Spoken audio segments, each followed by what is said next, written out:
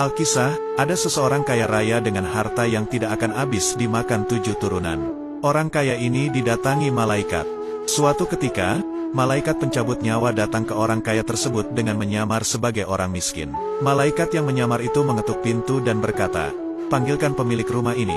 Para pelayan di rumah itu justru menertawakan dan membentak malaikat yang menyamar tersebut. Mereka mengira malaikat itu datang untuk mengemis. "Anda siapa? Anda miskin tidak layak ke sini, bertemu Tuan kami," hardik pelayan, lalu menutup pintu. Malaikat itu diam. Ia mengetuk pintu kembali. "Sampaikan saja kepada tuanmu. Aku malaikat pencabut nyawa," tuturnya. Dari jauh, si orang kaya itu ternyata mendengar perkataan malaikat pencabut nyawa yang menyamar itu. Orang kaya itu lemas bukan kepalang. Kepalanya tertunduk, lantas mendatangi pelayannya dan meminta mereka untuk memelankan suara dan berkata lembut. Orang kaya itu menyadari umurnya sudah tidak lama lagi. Ia akan segera pergi meninggalkan dunia. Tak lama, keluarganya pun datang. Seakan tidak percaya orang yang terlihat miskin dan kotor itu merupakan malaikat. "Segeralah berwasiat, aku akan segera mencabut nyawamu sebelum kau sempat keluar rumah," tutur malaikat kepada orang kaya. Tak lama, orang kaya itu pun wafat. Sontak, para keluarga histeris dan menangis.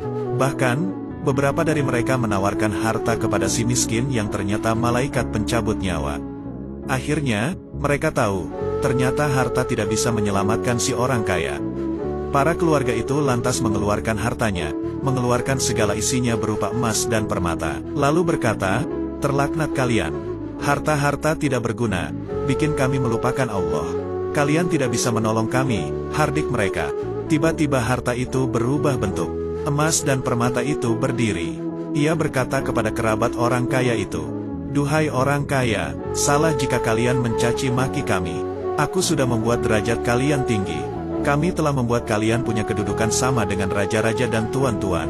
Lihatlah ketika keluarga kalian meminang seseorang yang kalian kehendaki. Bukankah langsung disetujui? Itu karena harta kalian.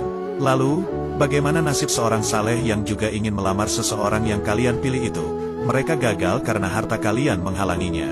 Dan masih banyak lagi." Sang harta melanjutkan dan berbicara lagi. "Wahai orang kaya, bukankah kau menggunakan kami untuk membiayai orang-orang kejam dan kami tidak berdaya untuk menolak?